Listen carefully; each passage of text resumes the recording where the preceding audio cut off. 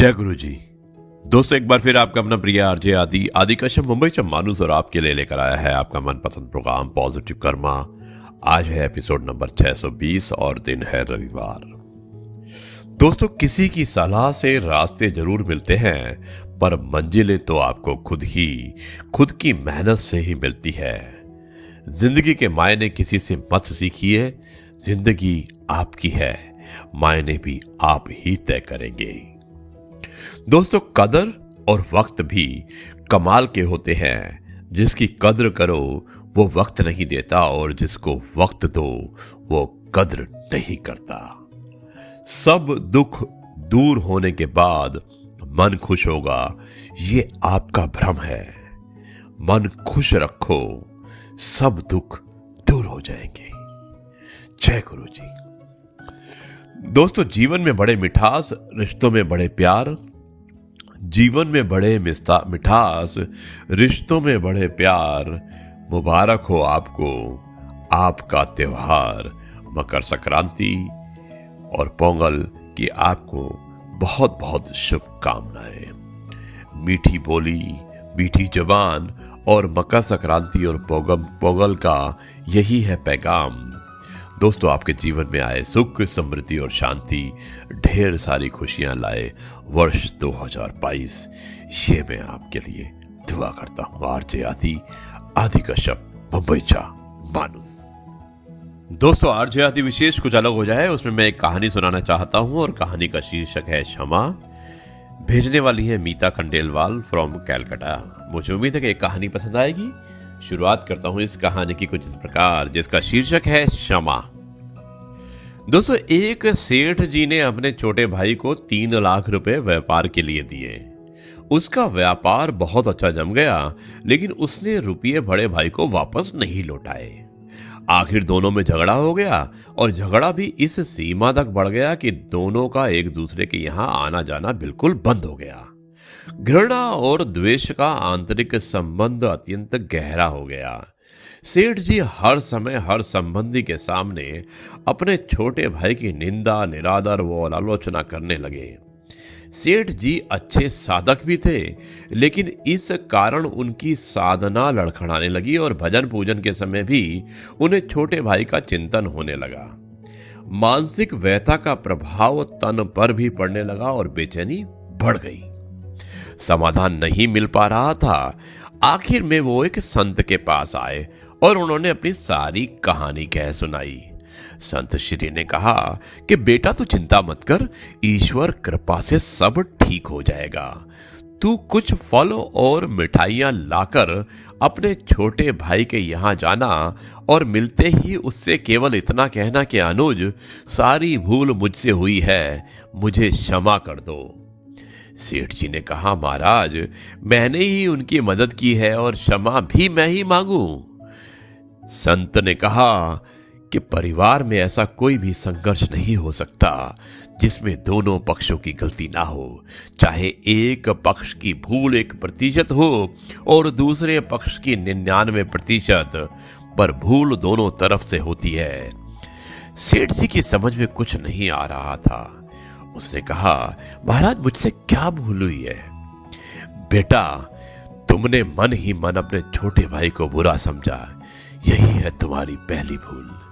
तुमने उसकी निंदा, आलोचना और तिरस्कार किया, यह है तुम्हारी दूसरी भूल। क्रोध पूर्ण आंखों से उसके दोषों को देखा, यह है तुम्हारी तीसरी भूल।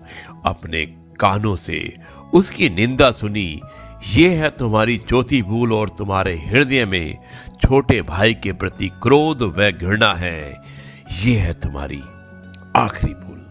अपनी इन भूलों से तुमने अपने छोटे भाई को दुख दिया है।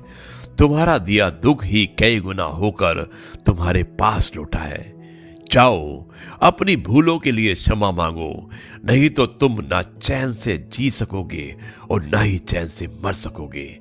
क्षमा मांगना बहुत बड़ी साधना है, और तुम तो एक बहुत अच्छे साधक हो। सेठ जी की आंखें खुल गई। संत श्री को प्रणाम करके वे छोटे भाई के घर पहुंचे। सब लोग भोजन की तैयारी में थे। उन्होंने दरवाजा खटखटाया। दरवाजा उनके भतीजे ने खोला। सामने ताऊ जी को देखकर वो अवाक सा रह गया और खुशी से झूमकर जोर जोर से चिल्लाने लगा, मम्मी पापा देखो कौन आए हैं, ताऊ जी आए हैं, ताऊ जी आए हैं। माता पिता ने दरवाजे की तरफ देखा, सोचा कहीं वो सपना तो नहीं देख रहे। छोटा भाई हर्ष से पुलकित हो उठा, आहा 15 वर्ष के बाद आज बड़े भैया मेरे घर आए हैं। प्रेम से गला रूंध गया, कुछ बोल ना सका। सेठ जी ने फल और मिठाइयां टेबल पर रखी और दोनों हाथ जोड़कर छोटे भाई को कहा, भाई सारी भूल मुझसे हुई है, मुझे क्षमा करो। क्षमा शब्द निकलते ही उनके हृदय का प्रेम अश्रु बनकर बहने लगा। छोटा भाई उनके चरणों में गिर गया और अपनी भूल के लिए रो रो कर क्षमा याचना करने लगा। बड़े भाई के प्रेमाश्रु छोटे भाई की पीठ पर और छोटे भाई के पश्चाताप व प्रेम मिश्रित आंसू बड़े भाई के चरणों में गिरने लगे।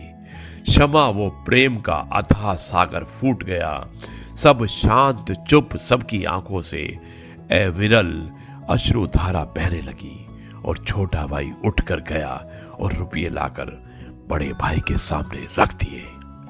बड़े भाई ने कहा, भाई आज मैं इन कोड़ियों को लेने नहीं आया हूं, मैं अपनी भूल मिटाने, अपनी साधना को संजीव बनाने और द्वेष का नाश करने और उसका नाश करके प्रेम की गंगा बहाने आया हूं। मेरा आना सफल हो गया, मेरा दुख मिट गया, अब मुझे आनंद का एहसास हो रहा है।